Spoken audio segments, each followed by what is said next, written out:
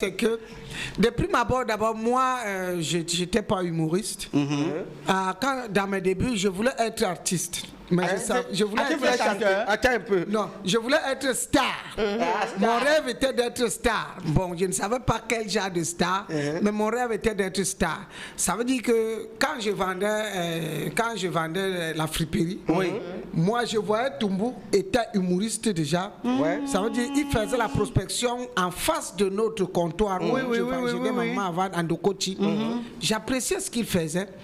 Et puis, bon, moi, comme je voulais être star, j'étais déjà dans le fan club RTM. C'est ça. Ça veut dire que tous les jours, j'appelais à la radio. On suivait déjà ma voix à la radio. Après, je me suis inscrit dans le club RTM où j'allais à la radio. Je voyais les Fingons en tant que des grands frères qui font la comédie avec les Kalagans. Alors, un jour, j'ai dit à Toumbo que moi, je suis dans le fan club RTM.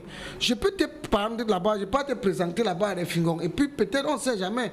Tu peux faire la comédie avec toi, tu n'étais pas encore là. Non, ça ne me disait il a de t'expliquer son histoire. Lui vendait ses maillots. Il a un maillot 6 000. Il sait que non, il a lui ses 4 000 derrière. Donc tu voulais manager Toumbo. Non, j'aimais ce qu'il. Quand il faisait rire les gens au Carrefour là et tout, ça me plaisait. Donc je lui disais que non, tu peux aller rencontrer les grands humoristes et puis tu fais quelque chose avec eux. Mais c'est comme ça que j'amène Toumbo à LTM. Il commence à travailler avec les Fingons. Et puis un jour, on organise un casting à Novita pour chercher les humoristes. J'ai dit à Toumbo que voilà, on organise un casting à Novita là-bas, c'est mon ami Arafat qui est là-bas. Je t'amène, on ne sait jamais, tu peux faire le truc. Il était déjà là. Ah, ok. Il allait dire c'est pas Arafat Yorobo. Donc j'amène Toumbo là-bas, arrivé là-bas, il s'est avéré qu'il fallait présenter un sketch et qu'on filme. Bon, Toumbo ne s'était pas préparé parce que lui, il était prêt à prendre le micro à faire. Il fait le one-man show, vous donnez son gombo, il parle. Voilà, donc comme j'avais un peu de la suite dans les idées, je lui ai dit ok, on peut se mélanger, on fait un truc, on fait un petit théâtre, un film. C'est comme ça que j'ai créé un petit théâtre. Là. Toumbo et moi, on nous a filmé. Et le théâtre a été validé par Novita. Voilà, bravo. Voilà. Tu sais quel est le passage que tu as là? Tu as le même passage que Kofi Olomide. Parce que Kofi Olomide, à la base, n'était pas un chanteur. Tu vois, avec sa grosse voix là, il y a de l'Ouest et tout. Tu peux chanter, Si je gratte ma voix. Non, attends, gratte dans ma voix. Je vais te faire. Non, pour le faire, il faut monter sur la montagne. Si je gratte ma voix, si je chante maintenant, si le président va aller se battre que soit dans la commission des artistes. Donc, pour revenir à l'histoire, Kofi Olomide marchait avec les Ampi Bakoba. Il écrivait, c'est pour ça que tu vois, après il a retenu les deux voix.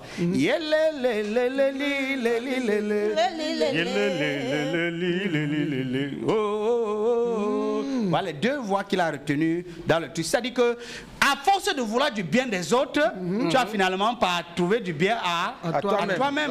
Voilà, c'est ça. Donc tu es sur le même parcours. Et tu vois que étant un homme bien, Dieu ne peut que bénir. C'est vrai. Tu vois un peu, non? Parce que moi, en fait, j'amenais Toumbo pour qu'il soit découvert de ce côté-là. Et voilà comment on nous découvre, nous deux. Et puis directement, tu prends goût. Tu te rends même compte que les gens t'ont même beaucoup félicité. Oui. Bon, la dernière question, là, c'est est-ce qu'actuellement, on pourra revoir ce duo? Bon, c'est vrai que l'humour maintenant, parce que moi j'ai remarqué qu'à l'époque, tout le monde aimait trop mettre l'accent sur l'accoutrement. Mais de nos jours, on se rend compte que ce n'est plus l'accoutrement qui fait rire. Quand tu parles d'accoutrement, ça veut dire que les habits, oui, parfois tu vois, parce qu'avec les humoristes masqués. Ils voulaient masquer, porter les grosses chaussures. On est déjà à l'ère de l'intelligence humoristique. Ça veut dire que c'est ce qui sort de ta bouche qui fait rire les gens. Il faut utiliser ta matière grise pour faire rire les gens. Et non ta matière bleue, la matière bleue, le ciel. Et non ton accoutrement. Oui, parce qu'il y a les humoristes ici que si tu lui donnes le micro, il va jouer ce qu'il connaît du premier au 31. Au 31. Et par exemple, si tu le mets dans une scène où il faut thématiser son spectacle, ça ne sera pas évident. Bon, mais maintenant, par contre, à l'époque, moi je me rappelle qu'à l'époque, Toumbo, lui, il me forçait même à aller sur scène. J'étais timide, j'avais honte. Oui, puisque c'était pas ton affaire. Voilà, c'était pas mon affaire. Mais avec le temps, tu vois, on a commencé à JBS ensemble, à animer une rubrique humoristique lors d'une matinée. Quand je regardais souvent les gars à la télé, je les regardais souvent dire que ouais, les petits c'est aussi, et ils partent même où est. Tu vois, seulement on dit, Marcos, tu menaces. Marcos, tu menaces. Moi, je te dis qu'il y a un petit camion de brasserie qui voulait passer à gauche comme ça là. Les gens ont... Et j'avais une lettre là à l'époque. Oui. Mais c'était bien. C'était bien parce que malgré tout, ça avait sa place. Oui, oui. Ça avait sa place. À Toumbo, Yembe. Voilà, je me souviens. Voilà.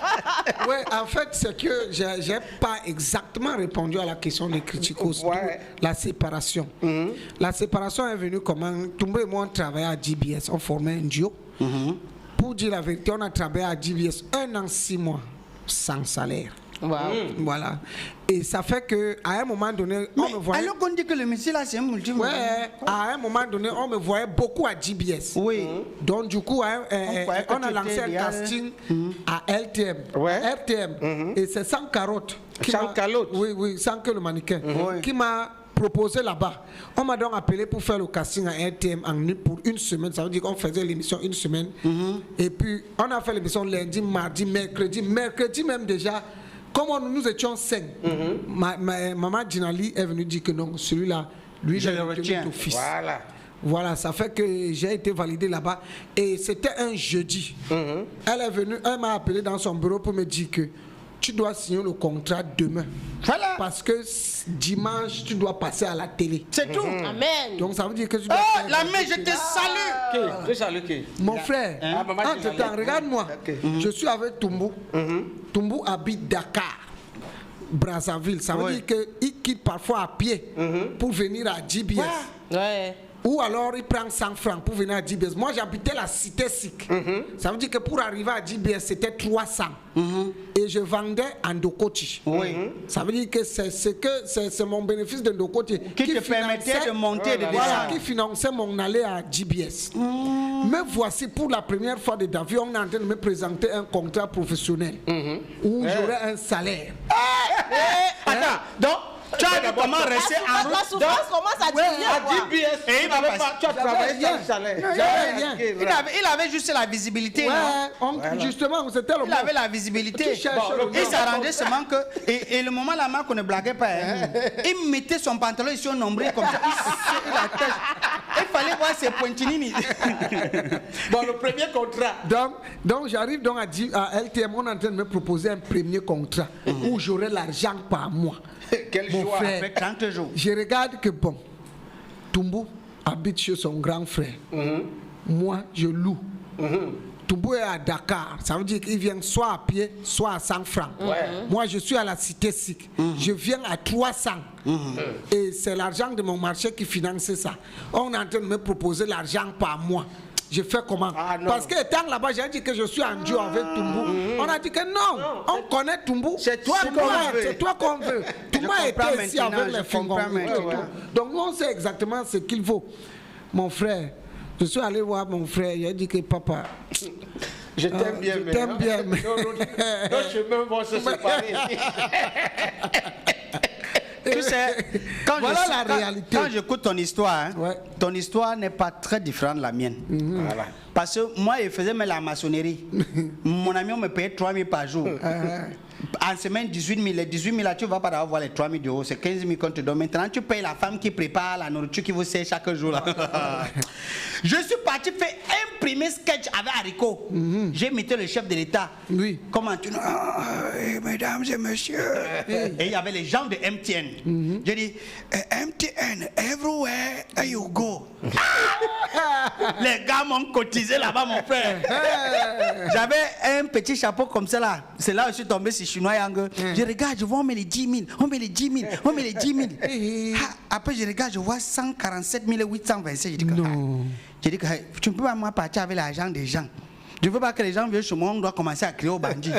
Je suis moi parti rester à côté, j'attendais que si quelqu'un vient dire que je t'ai donné 10 000, je rembourse ces 10 000. Parce que moi, je ne comprenais pas comment on peut donner l'argent à quelqu'un comme ça. gratuitement.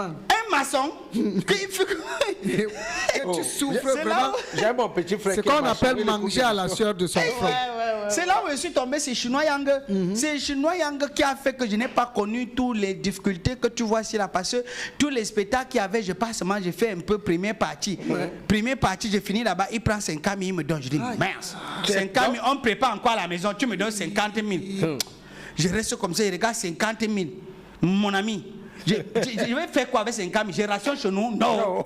L'argent est là, 50 000. Je suis un enfant, je connais quoi? Boire les jus. Je buvais même. Quel les jus je buvais? À un moment donné, comme il y avait un peu l'argent, il voulait aussi me comporter comme les vrais gens. Je commençais à tomber dans la boisson. Bon, Marcus, une question qui me turlupine le cœur. Marcus, 4 fois nominé au Canal d'Or, mais aucun trophée remporté. Qu'est-ce que ça te fait? Oui, c'est même vrai. Parce qu'il y a les gens qui sont nominés une fois, on donne le trophée. D'autres